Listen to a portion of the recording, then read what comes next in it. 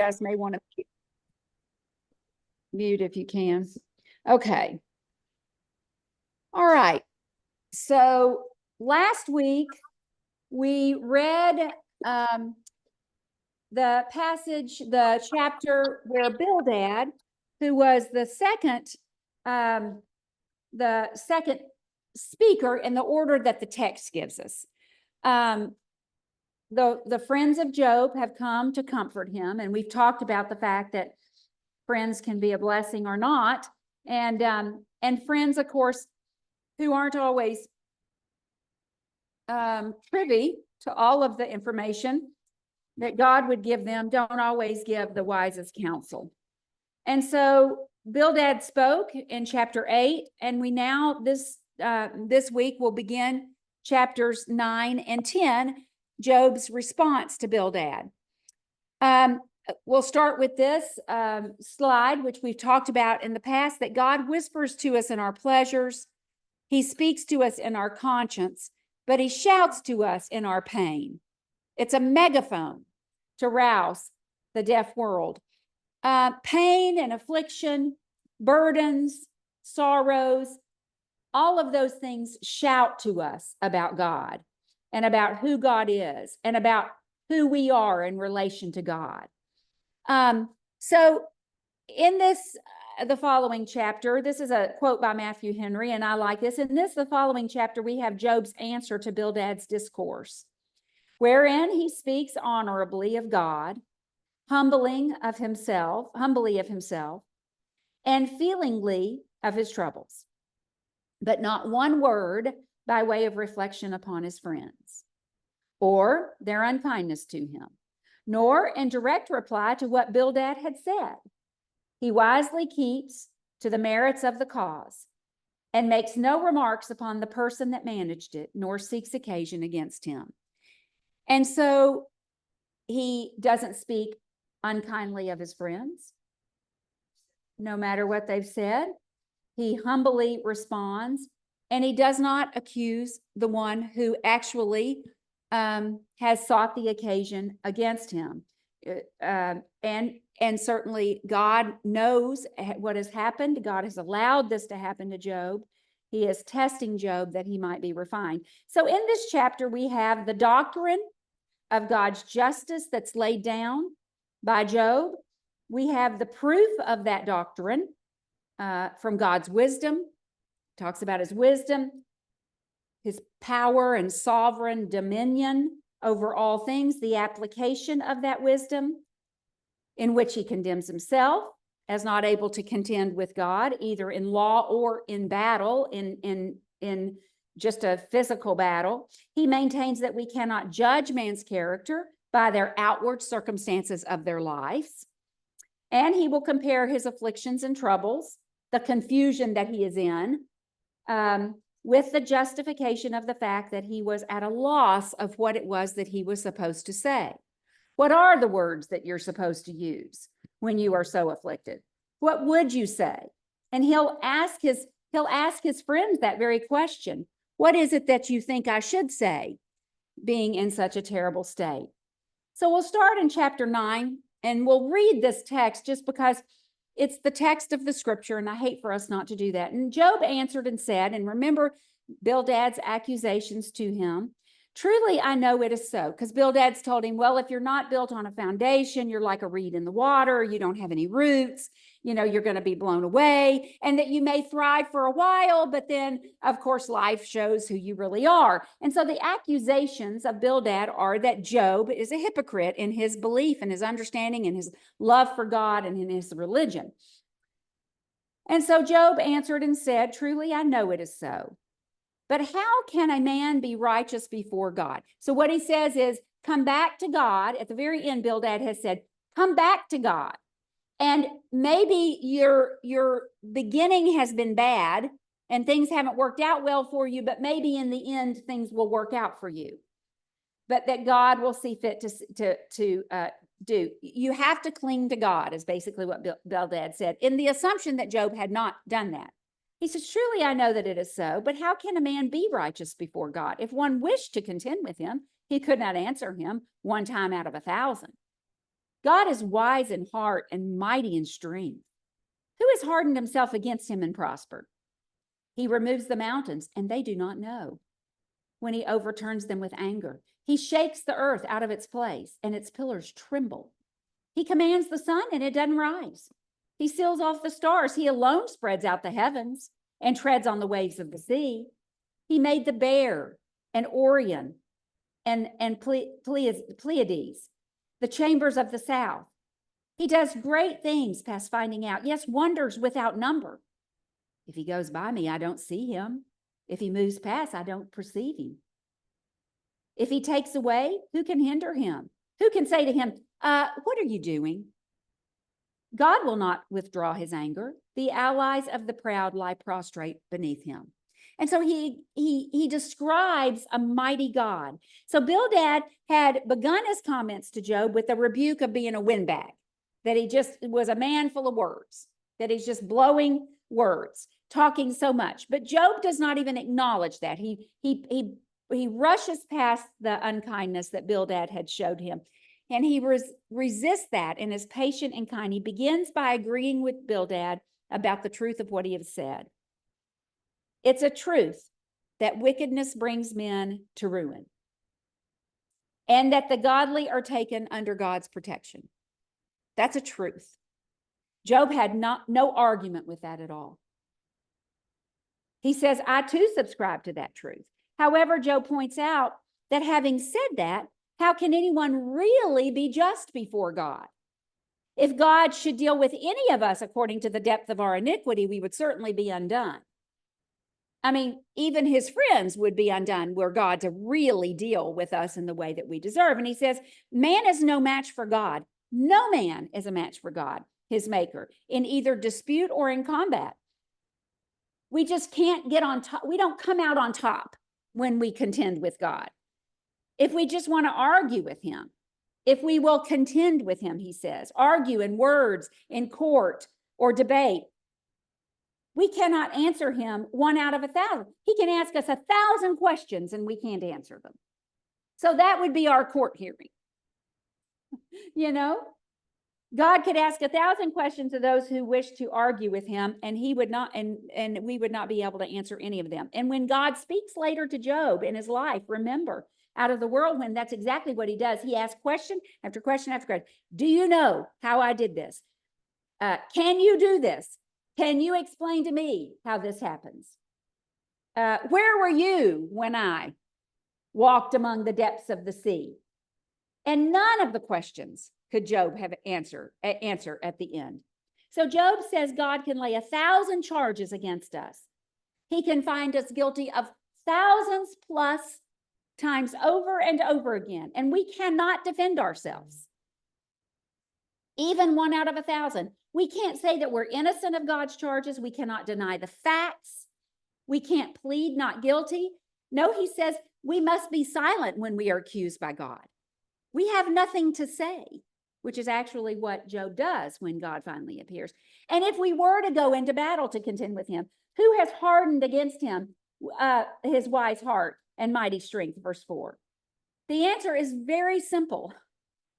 Can you name anybody? Job is laying this out there.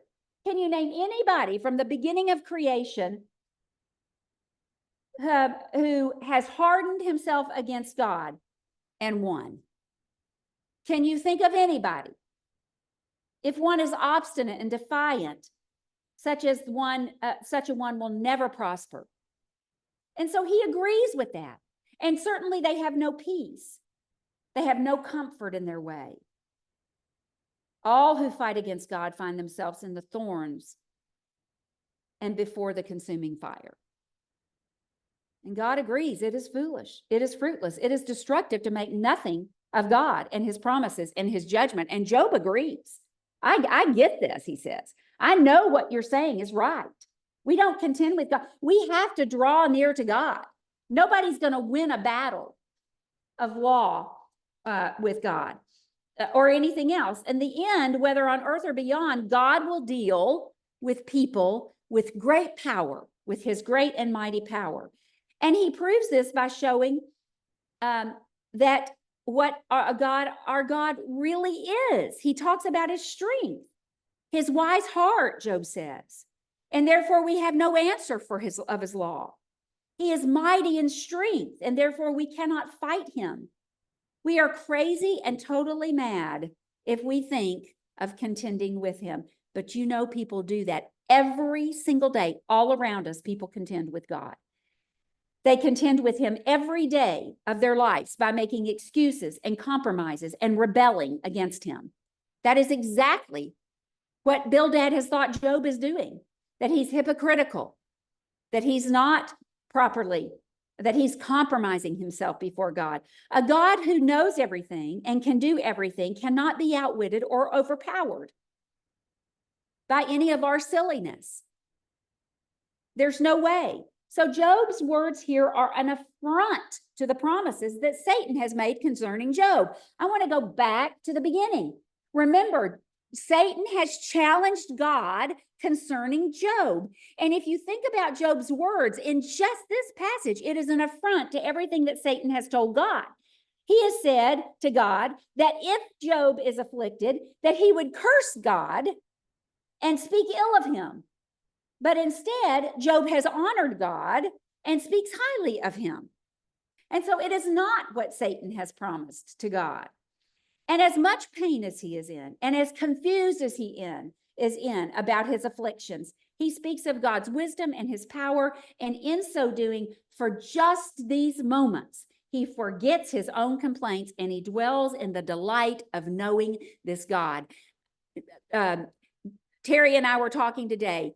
The way to overcome all of your own thoughts of yourself, or to think about somebody else, to think about God, to think about these things, and what Job has alleviated himself of, even if for a short time, is the afflictions while he thinks about God. Look at these passages as we continue to read it. Job lifts himself long enough to dwell on God. He describes the evidences of the one that he depends upon. From the kingdom of nature, in which God of nature acts with this uncontrollable power and does everything that he pleases as he pleases. Of all the orders, of all the powers of nature, they're all derived for him and they all depend upon him. He says God alters the course of nature when he wants to. Verses 5 through 7, by common law of nature, the mountains are settled. They are unmovable. By laws of nature, men know that the sun rises and the seasons are dictated and the stars shine on the earth as natural law defines. But God, if he decides he wants something otherwise, he can upset those circumstances, change the order, turn the laws of nature upside down. The mountains, he says, those unmovable, mighty mountains, impossible for us to even think about moving. He can make them change their seat, where they stand. He removes them and they don't even know it. They don't know if they're against it or for it. It doesn't matter. He can make them lower their heads. He can level them. He can overturn them in anger. He can spread the mountains out by quaking the entire earth, just like we can level a molehill. We go out and kick it about and it's gone. And that's God with the mountains. Our imaginations cannot comprehend such power. When we fly, when we lived in India, we went up to the Himalayas and we stood there and saw Mount Everest. At that time, we had to wait for a clear day to even begin to see the top of it. But I think one of the most dramatic times I viewed it was from above. I was flying to Korea from DC, and I looked down. And there was Mount Everest, 29,000 feet high off the earth. And we were above it. It looked like we were going to hit them. I mean, we were not far above it at all. And I thought about God. And it's just a mountain to him. He could pick it up and move it if he wanted to. It's nothing. It's like a chess piece for him. That's the power that Job describes. He says, this is the God you want me to contend to? You think I don't know? You think I don't understand who this God is and how powerful he is? the power that can shake the earth to swallow us up. The sun that is never late in the morning for its engagement with us. You know, we can look it up right now. I could holler to the little thing in my corner. I don't want to say her name because she'll beep. But I could ask her, what time is the sun going to rise tomorrow morning? And she would tell us. And do you know, everybody would know that's what time the sun will rise, because we can predict that. She's not late for her morning engagement. It is certain for us. She will rise each day. We may wish that she waits longer so that we can rest more and sleep more. Or we may wish for her to come sooner so that we can get on with the day that we're so excited about. But we can't make that happen. We don't do that. God, if he chooses, he can stop it. He can suspend it. He can remove it. He can darken it. He can do anything he wants to with the sun. And the stars, he can conceal from us as he chooses. Job surely knew in creation, in the flood. He knew of the flood, in perhaps earthquakes and fires. Certainly something took the house away that housed his children on the day of their party. He had seen that God cannot be contended with. And he alone, he does not need assistance to preserve and control the universe. He spread out the heavens, it says, at creation, actively involved in the arrangement of the stars. He talks about the constellations that God laid out. Matthew Henry says, he stretched out the heavens, for otherwise they would themselves roll together like a scroll of parchment. I thought that was really interesting to think about. He treads upon the waves of the sea, controlling the territory lest they take over the land. Later, he will describe that as saying, I tell those waves, you can come here, but you can't come here. He said, I'm the one that tells the waves what to do. Don't go to the ocean without thinking about him. He is controlling those ebbs and tides. And if he wants to change them, he can change them. And he can tell those waves, no, you stay out there, or you come in here. He is the one that sets the boundaries for the waves. He has made the constellation. In other words, he arranges them as he wishes and can rearrange them if he chooses. He could mess up all of our known arrangements. We could walk out and not see the bear, not see the Big Dipper. Oh my, wouldn't that be something? All those things that we know are there, he could change. And not just the heavens, but the chambers of the south.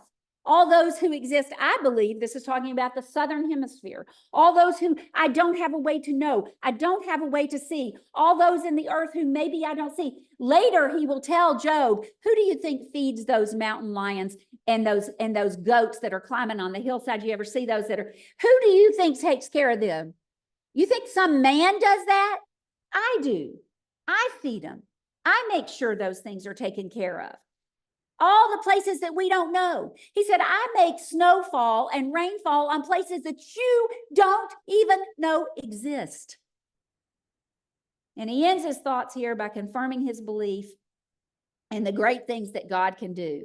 There is no question, there is no doubt, he is a wonder-working God. So many things we cannot count them, he says. So mysterious we cannot know them. He does them and I don't even know it, says Job. He does it when I'm here in his presence and I don't know it. We don't see his activity. We at times cannot even sense that he is there. We can't fathom his counsel. We can't apprehend his emotions or comprehend the measure he takes as he constantly is watching and working and watching and working in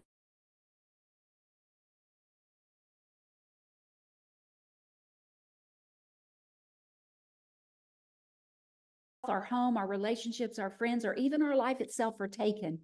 Wherever it goes, whatever happens, if he takes or allows, who can complain to him who is the almighty power? I mean, he says, really? Who's going to say to him, hey, wait a minute. What are you doing? Can you imagine this creator who does all of this? Somebody stopping and saying, wait, hold on a minute now, back up. That's not going to happen. Can you imagine doing that with the creator of the world? Straighten up. Get this thing together for me. I'm not liking my present situation. He does not owe us answers, as we owe him faith and confidence that he is in control. And finally, he will break and crush those who are proud and those who help others to be proud when setting themselves against God and the work of his hand. They form bands, encircle and accuse our Almighty God, and he will finally judge them with power, those who wage war against him. He goes on to say, how then can I answer him and choose my words to reason with him? For though I were righteous, I could not answer him. I would beg mercy of my judge. If I called and he answered me, I would not believe that he was listening to my voice, for he crushes me with a tempest and multiplies my wounds without cause. He will not allow me to catch a breath, but fills me with bitterness. If it was a matter of strength, indeed he is strong, and if of justice, who will appoint my day in court? Though I were righteous, my own mouth would condemn me. Though I were blameless, it would prove me perverse. I am blameless, yet I do not know myself. I despise my life. If then these things are true that we talked about in the first verses, there is no contending even for a righteous man. Job will answer his friends, but God is altogether a different audience, isn't he? He has a sense that yes, he had his imperfections of his own righteousness. He seems to be hyper aware that God was paying great attention to him at this present time, certainly in allowing him these great afflictions. But what can I say against what God does? That's his predicament. That's the situation of his life. He says, it's not smart to try to find words when answering God. It's the potter and the clay. It's absurd if one thinks about talking the matter out with God. You do this and make me this way and make this happen to me. I mean, it's ridiculous to think about that. And I certainly am not going to insist upon justification before God, Job says, though he will continue to firmly vindicate himself and his integrity to his friends. He does not allow them to think that he is a hypocrite. He says, I am blameless. I may not know myself. There may be something, but it's not because I understand it. If there is something, I know not what it is. I am sincere in my faith to God. And he'll continue to firmly vindicate himself, and he will not yield that he is a hypocrite as he's been accused, for he knows his heart is sincere, but surely he is not a perfect and sinful man. He says that. And to speak before God as if I'm innocent without his forgiving power is a ridiculous thing for me to think about doing. Or that somehow I am virtuous enough on my own before God, that somehow I can approach him and I can plead my case based off myself. That's ridiculous for any of us to think. He knew enough about God, as we have noted, and he knew enough about himself, as we have also noted, to not justify himself before God. And so, while he could contend about his goodness to his friends, he could say to his friends, no, you don't understand. I am sincere about this. I am not a hypocrite. It was altogether different before God. God knew him better than he knew himself, doesn't he? And so he says, perhaps God then knew of a secret or an unintentional sin that Job might be guilty of. Maybe there's something I don't know about, things I don't understand, that you can change with me, and that you could charge me with, and I could change and I could answer. But you have to charge me first because I don't know what it is, he says. Things that I have not discovered about myself, and I dare not put myself on the job in case that I won't find out and I won't know that I'm guilty of it. There is something happening and I do not understand it. And if I am guilty of something, it is going to have to be God Almighty who shows me that. It is God who must be the one to find and to judge. And then I can waive a plea. I can make supplication to the great judge, knowing what I have done. He understood that it would strictly be through God's grace and his own, not his own worthiness, that God could find him righteous. Verse 16 says, so weak and flawed are my prayers that even when I ask, it is hard for me even to comprehend that you would hear my case. Remember, David says, who is man that you are mindful of me? It's crazy to think that this God who is controlling the universe and who knows what in the heavens is mindful of each of us men. But Job is hopeful that perhaps, as mindful as he has been with his afflictions, that he can show him so that he can comprehend. In other words, if I have prayed and made supplications and he had granted my desire, I would not think that it was because of myself or the greatness of my prayers that he had answered me, acted, and completed the business at hand that needed to be done. It's not because I'm so great. Verse 17, he presents his afflictions, which had come upon him, though he was not aware of why. How have got to be sensible and right in that God acts by sovereignty. So somehow God has found them reasonable and right. And that the best circumstances do not always fall for the best people, on the best people, nor the worst on the worst people in life. And so he brings that forward and says, listen, I know that by and large, that generalization, what you say is right, but it is not always true. Good people do, bad people do prosper, and good people do have things happen to them. Yeah. And he says he can't catch a breath between the tragedies and the afflictions that have come. And that he has to taste this bitter cup. All of us taste the bitter cup sometimes. All of us from time to time find ourselves in unimaginable situations. He is filled with bitterness. And he's treading on some thin ice for his conscience here. He was in no state to make his part good with God. I dare not enter the list with the Almighty in verse 19. For if I speak of strength and the things to come of, by that, lo, he is stronger than me, and he will overpower me. Verses 20 and 21, if I go about to justify myself to plead a righteousness of my own, my defense will be an offense. It will be offensive to God, and my mouth will condemn me even if it tries to acquit me. You know, we understand our own hearts, and while we bravely are protective of our hearts, we are confident and determined in our faith. Still, we must contend with the fact that we are not fully aware of all of our missteps. And therefore, we do not want to be called before the Lord to justify ourselves. One of the things I believe his people will not be required to do.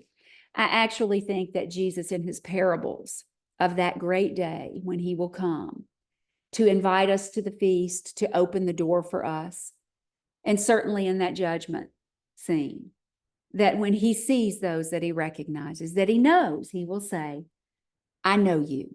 Enter in, my good and faithful servant. And we will not have to justify ourselves before God because of the grace and mercy that he has given us in our lifetimes. It is one of the things that is most exciting, that we will not be called to justify ourselves as a day in court, that he will know our hearts. He certainly knew Job's. This was not a judgment on Job at all. It was not a judgment on Job. And God recognizes his people. Jesus indicates in many of his parables that immediately the ones that he owns will be taken, that the wheat will be taken away from the tares, that he will take us, that he will shield us, that he will defend us and protect us, that he will say, I know this one. I know that one. Enter in, my good and faithful servant. All right. Then we have these few verses. It is all one thing, therefore I say, he destroys the blameless and the wicked. If the scourge slays suddenly, he laughs at the plight of the innocent. The earth is given into the hand of the wicked. He covers the faces of the judges. And it is not he. If it is not he who does all of this, who can it be? Who could it be if it's not God? Life is life. I didn't know if this was irreverent to put up this peanuts. I thought this was cute, though. The rain, they're walking along. Did you know the rain falls on the just and the unjust, and they walk along? That's a good system. Maybe he thinks he's unjust. I don't know. But here are in these few verses, Job touches briefly on the main point of the dispute. between him and his friends. The main point, really, of the dispute. They had insisted so far that those who were righteous and good always prosper in the world, and nobody but the wicked are afflicted and distressed. That's really been their argument. Job, there's got to be something. Come back to God. Humble yourself. Pray to God. Draw yourself back to him. Maybe even though your first of your life has been really bad and everything's been taken away, maybe the second part will be better. He now asserts, Job does, on the contrary, that it is a common thing for the wicked to prosper and for the righteous to be greatly afflicted. And this is a chief point that he and his friends differ on. And they are never able to prove their blame or accusation of Job. In fact, later, of course, God comes and vindicates him. Job has done nothing in order to deserve an affliction for punishment. And so he has said, and will continue to say, all things come in the same way to everyone. Good people are refined by afflictions. That is certainly true. James tells us that. The New Testament is full of that principle. Sir R. Blackmore wrote a poem, and in the poem, it's not the whole entire poem, but I like this piece of it. Against the just, the Almighty's arrows fly, for he delights the innocent try to show their constant and godlike mind, not by afflictions broken, but refined. That is really what happens to us. Afflictions come with life. Satan is the ruler of the earth. The earth is filled with sin, and sin is a sadness and a tragedy for all of us. Along with that comes death. We lose our loved ones. We are betrayed by people. And so we must be defined in the sense of not being broken, but refined, that God is watching. So through this thought, we can reconcile God's children to their troubles and their trials, can't we? We can bring back God's children and say, this is your trial, and reconcile. Our storms are designed by our Creator for their honor and benefit. And if God is pleased with them, then we must not be displeased with them. That's hard. It's really hard. It's hard to say, I am going to be okay with this because God will be displeased with me if I am not. But that is true. He laughs. It doesn't mean that he's laughing at us as he watches. In fact, I'm certain at times he's pained. In fact, no time can we see that than the time of his son on the cross, when he finally has to turn his back on Jesus, his own son. He knows that our trials and our afflictions come to a glorious end. And the more afflictions and trials we are able to pursue, we are able to overcome, the more we long for eternity and the greater the joy when it comes. He knows the glorious end. That's the issue. That's why he turned his back on his son. Jesus had to die for us, for all man, so that the end could be glorious, so that there will be laughter and feasting and joy when the trials have been overcome. And God realizes this well before we do. And on the other hand, the wicked are so far from being made the marks of God's judgment that they are given earth for its glory and its glory. Verse 24, they enjoy possessions and great power. They have what they need to not just survive, but to flourish and to thrive and to enjoy the creations of God. And in a sense, the wicked do have the earth. While we are given heaven and all of the glories of the spiritual world, as soon as we become his children, we are given the gifts of the Holy Spirit, the things that the heavens have given us, those spiritual blessings have come to us. That is what we're given, heaven. What is better? Think about this. What is better? Earth without heaven, or heaven without earth? And that's something we need to think about when we try to cling to this earth, or we think somehow this is where it's all happening for us. Does he not promote the most wise on earth to be judges? He talks about this. In fact, he suppresses the great men and women of true wisdom and faith, for the world does not even see them as faces to be seen. That's what Paul says in 1 Corinthians. There are not many mighty called. There are not many royal and holy, and powerful called. They don't see it. They see nonsense when they look at the humble, meek, pure of heart. That is not what the world sees as great. And God covers the eyes of men so that they cannot see the greatness of the ones who humble themselves.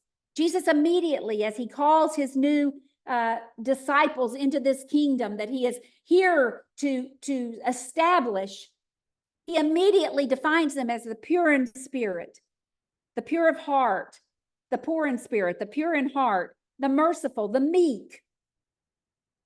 And Job says, hey, if this is not because of God, then who? Who is it that does this if it's not God? If he controls the constellations, if he can move the mountains from one place to the other, if he's telling the sun to rise or set, or no, you're not going to rise today.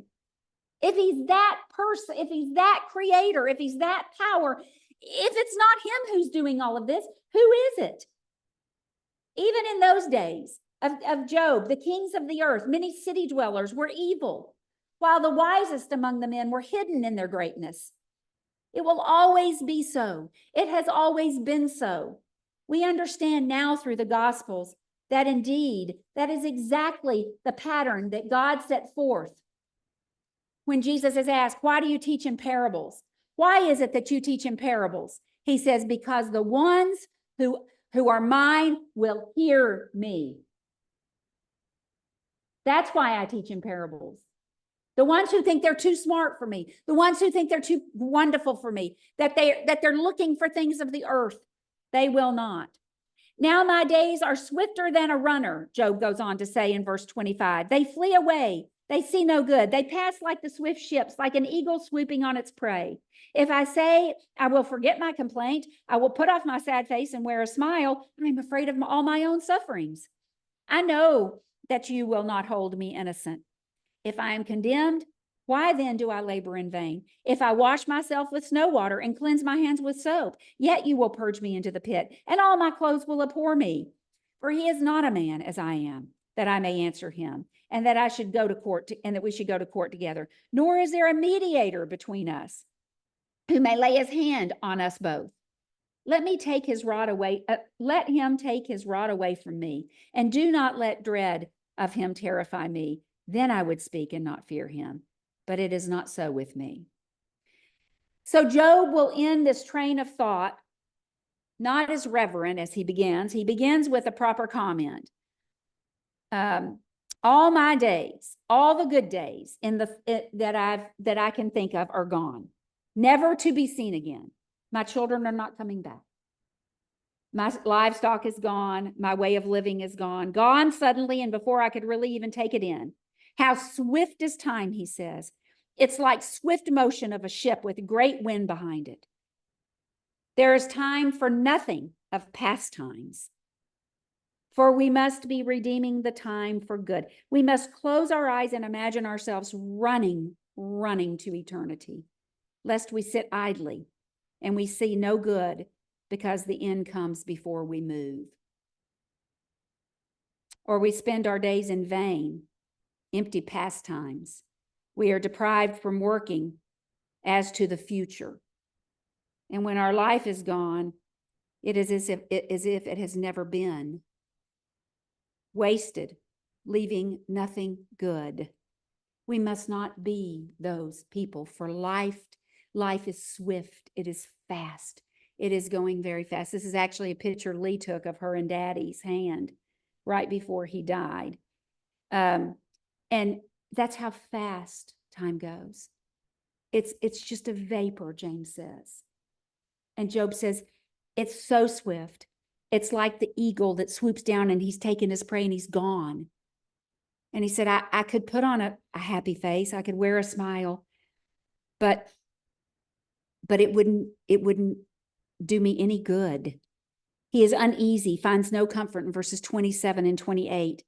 in his present state, which may be clearly justified, It seems that he's tired. As his friends have requested, he might have even tried to put off his complaint. Seems like he's just exhausted with all of this, a little bit like what Ashley was saying. It gets exhausting to just try to put off. At some point, he says, I need to vent this, perhaps even petitioning God to relieve him, as his friends have asked him to. He says, so you have said, if I quietly endeavor to compose myself, as you've advised me, and I leave off the heaviness, and I lift off and I smile, that comforts will come, and then I can join life again, just as before, jolly and in communion with God and man. But he says, I have found that that is not true. That when I try to do that, I'm afraid of all my sorrows. And when and if I strive most to overcome my affliction, my trouble wins, and it proves too hard for me. I'm in despair that I've tried that. And I can't seem to do that. It's easier said than done, isn't it? To overcome these feelings is what Job says to his friends here. It was impossible for Job's friends to understand his situation. Nobody in the world had known or experienced anything like what Job had experienced. And so he reminds them that fear and sorrow cannot easily be brought into subjection, even with religion and right reasoning.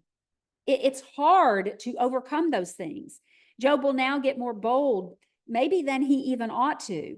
I know that you will not hold me innocent. He talks about them. He says, listen, even if I do this, you're not going to ever look at me as innocent. You don't look at me as innocent. You've already judged me. You've judged me. So what if I do that? What if I come along? I'll pray to God. I'll try to get over this. I'll smile. I'll try to go through the motions. He says, but you guys won't hold me innocent. My afflictions have continued for so long on me. And that's why I think this is probably a long time that Job goes through these things. He said, and increase so fast that I do not expect you to ever clear up my innocence by delivering me and restoring my condition. All is lost. From now on, whether I'm right or wrong, I must be treated as if I'm wicked. My friends will continue to think that of me.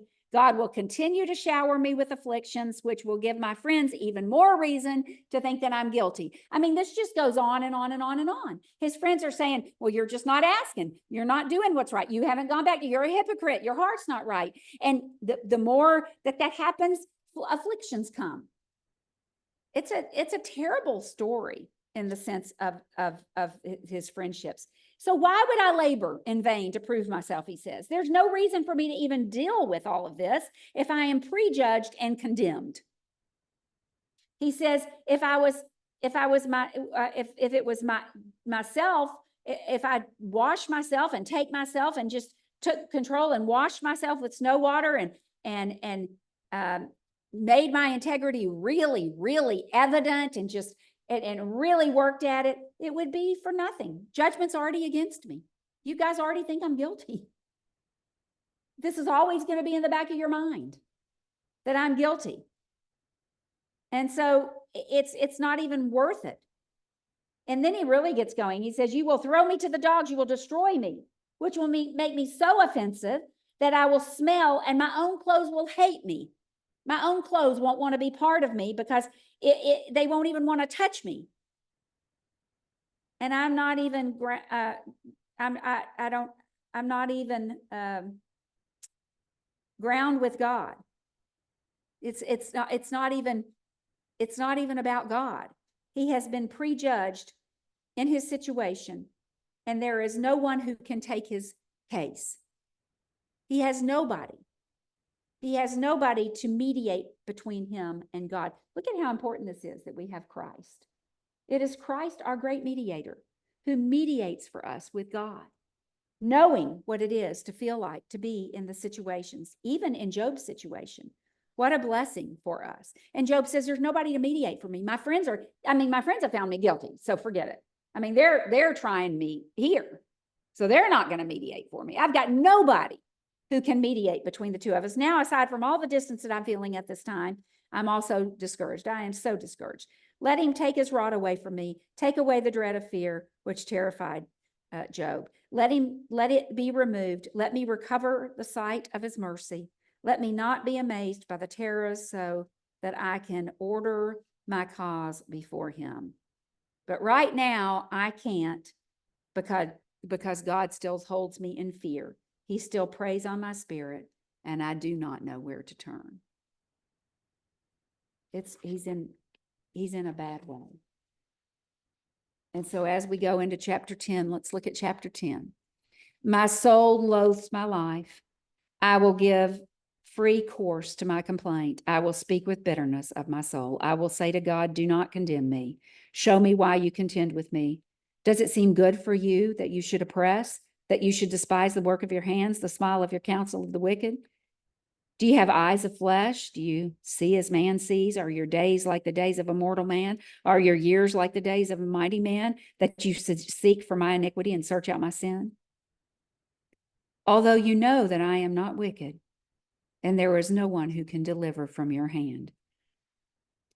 He owns his confession in this chapter. He speaks perhaps too long because he's really venting at this point.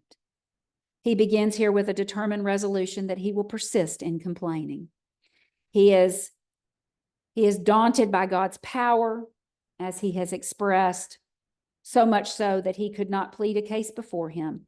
So he will vent here to his so-called friends and to God, his resentments. It's a shift in the language. He's very vehement.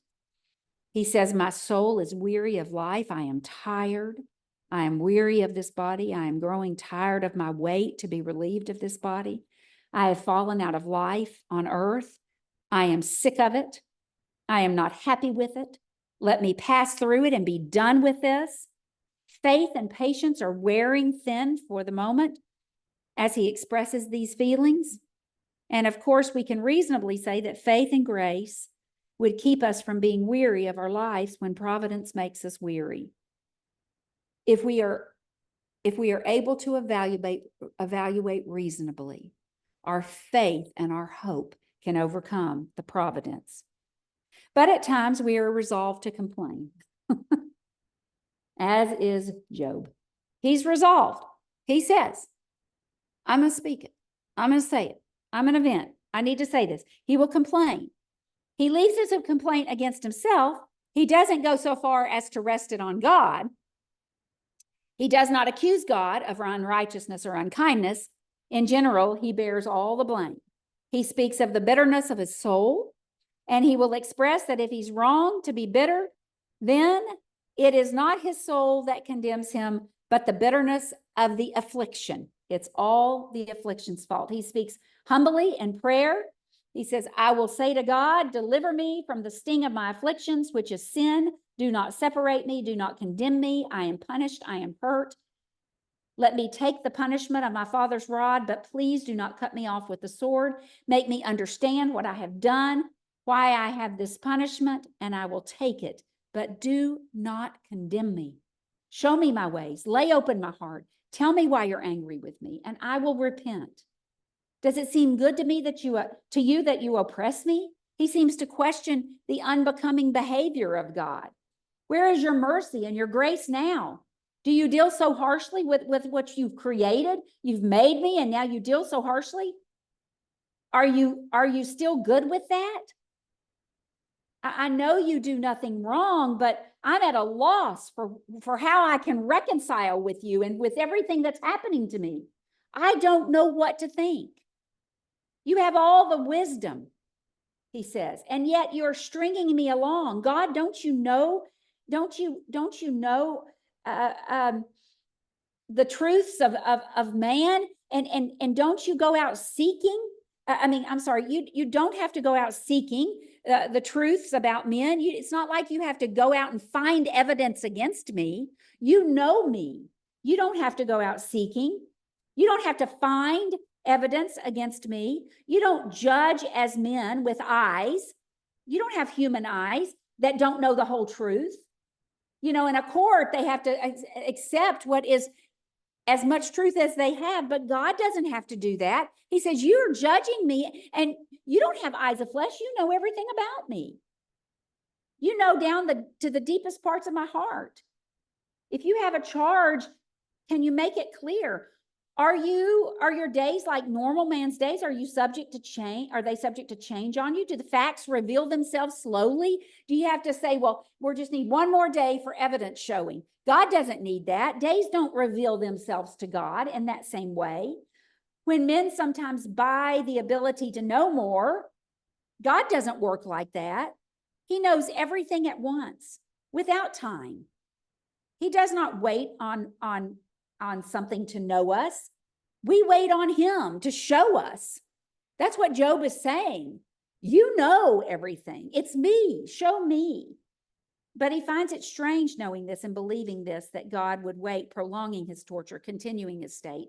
He is puzzled that God has not brought him out of the trial and granted him release, that I may seek my sin. Figure this out when you know what the answer is. In verse 7, Job indicates that it looked almost like abuse, that he's holding him in custody, even though he is not wicked or guilty, only because there was none that could deliver him out of his hand. Therefore, there's no remedy for me. I have to just be content to lie here, waiting on you, throwing myself in your mercy, being submissive to your sovereign will. Lord, you know that I am not wicked. I cannot say that I am not wanting, or that I have not sinned, or that I am not weak. But through your grace, I can say I am not wicked. You know that I am not. And you know that I love you. And that's what he says here. He can't figure this out.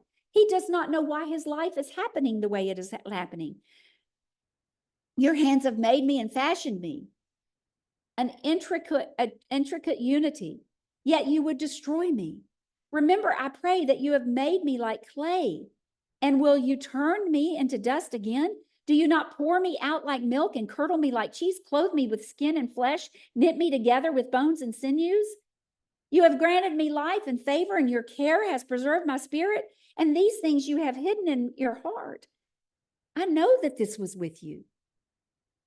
Job now eyes God as his creator and preserver, and he describes his dependency on his as the author and the upholder of his very being. This is a lovely passage for us to know. Did you know most of the world does not know this? That God made us. He, not our parents, who were only the instruments of his power and his providence in our production. He made us. Not ourselves. We don't make ourselves. His works, his hands have fashioned our bodies. Every part of them, they are wonderfully made. The soul also, which gives us life, it animates the body, is his gift. This body is made as clay, Job says, cast into shape, into whatever shape you're in, as the clay is formed into a vessel, according to the skill of the potter. We are the earthen vessels, tossed and beaten, as Paul says, but holding that message, that powerful message, that light. And here Job says the formation of the human bodies in the womb is described by the wonderful comparison of milk that becomes cheese. Milk is poured, it is caressed, it is stirred, it is treated to become this smooth cheese, as the womb provides the same process for the body. In verse 11, though we have come into the world naked, yet the body itself both clothes and arms us. The skin, the flesh is the clothing that the soul is housed in and encases us. It's encased in flesh. The bones and the sinew are the armor to defend that body. The vital parts are therein clothed and protected. The heart, the mind, the soul is the life. The soul is the man. It's the gift of God. You have granted me life and favor. Without the soul, the body is useless and without worth. God, above all, protects our hearts and our minds and our souls in his care. It was never Job's soul that was touched, only his body.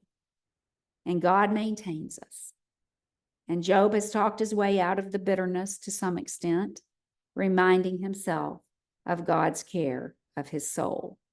Remember, please, that you have made me. You know me perfectly. And I know you know what is happening. And I know you know my heart. Help me. And then we end that chapter in his message.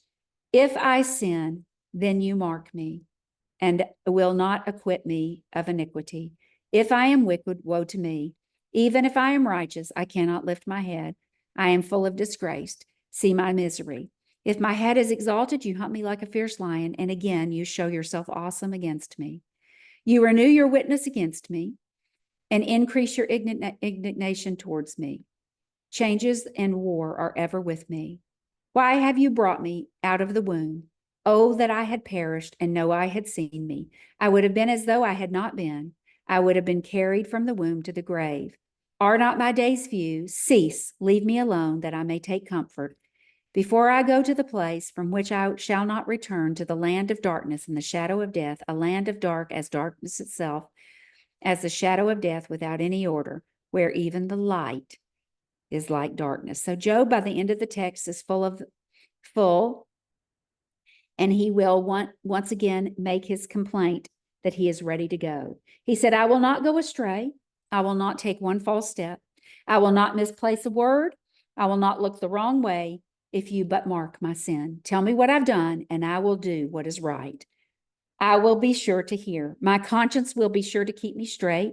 And if I know each pain's sin and what the punishment is about, if I understand what these afflictions are about, then I will bear my cross and I will but mark each sin. And if you will just mark each sin, show me what each sin is responsible for, and I will walk the straight course. But of course, this is not really the way that this is done, is it?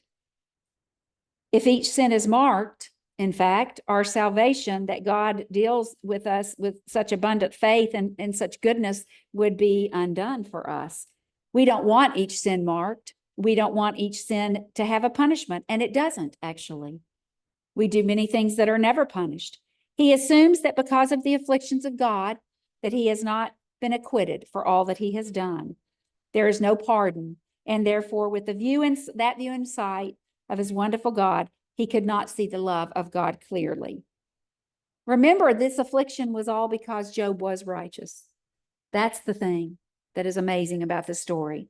You can see him struggle with his thoughts. If he's wicked, he is doomed forever. Even when he was prosperous, woe to him. Even if I'm religious and going through the motions and make a great profession of faith, done all the right things, but I sin, woe is me. And even if no sin, he is to the point where he can't lift up his head, for he does not find God above. He does not feel his presence, and he cannot find him in the heavens.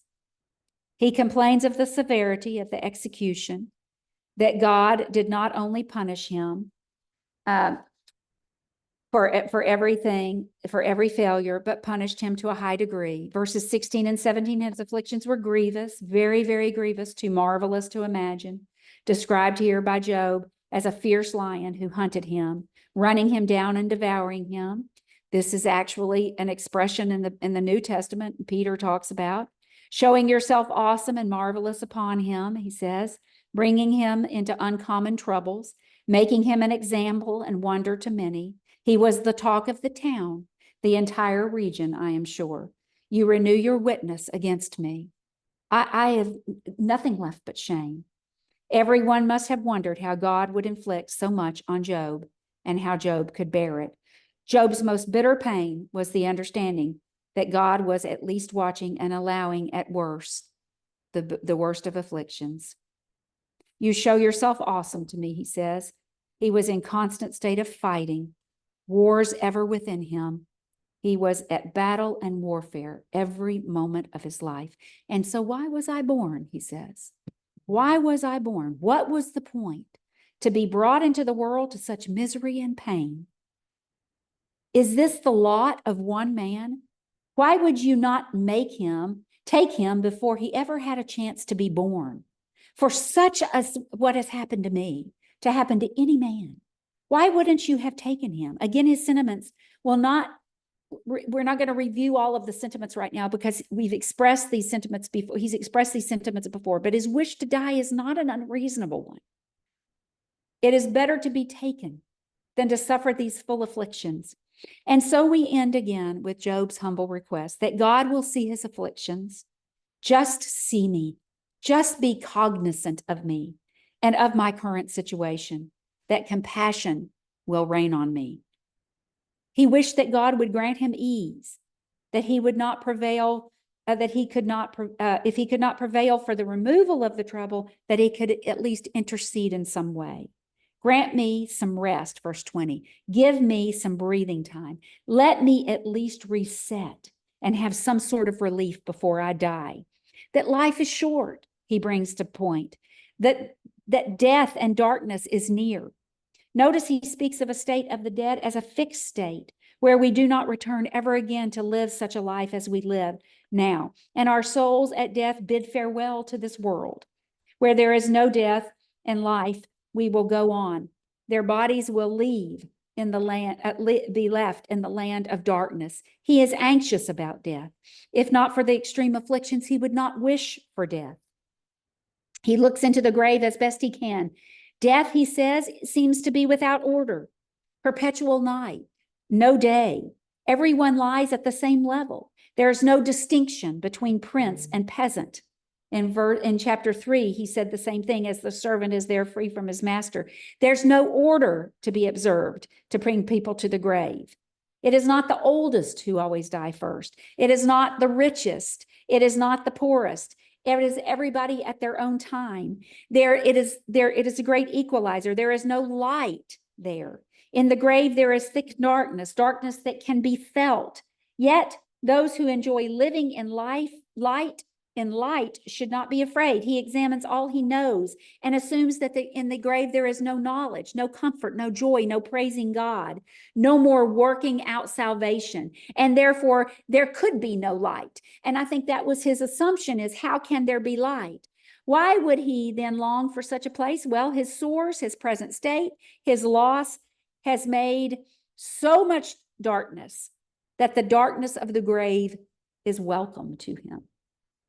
Darkness comes upon all of us. And so we need to walk and to work while we have the light within us, because even those with light will meet the grave. Our eyes will close and we will never return. He's right. Death has no preference. It is the great equalizer. Everybody ends up in the grave. And of course, for those of us who belong to God, and life and light is there, God will appear in the darkness of death.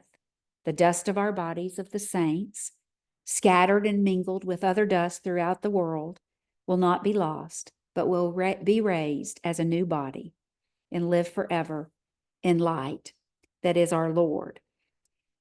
You know, to know that we are to die is a huge blessing for us. My dad used to tell a story about an old professor friend of his. Daddy loved him, but he was an atheist. And Daddy had a lot of conversations with him. And he was with him one day and he said, Ed, he said, you know what the difference between a dog and a man is? And Daddy said he thought, he's not that smart. I mean, there's a lot of differences between a dog and a man. And he said, well, I can think of some, Bob. And he said, no, I mean, what the fundamental difference between a dog and a man is. A man knows he's going to die, and a dog doesn't. A dog has no comprehension of death. And that's why they run around and they wag their tails and they're happy and they have no recognition of death, even to the point where they are right before it. But a man does know that. And that is a spiritual blessing for us. Our eyes will close. We'll be in the grave. Our bodies will return to dust. But there will be light that receives us. if we are children of God. And we must know this. There is a huge difference for creation that understands death and those that do not. All right, and so next week we're going to look at his last friend, the youngest, Zophar. Look at what he had to say, and possibly even get into some of what Job says. Let me turn off the recording.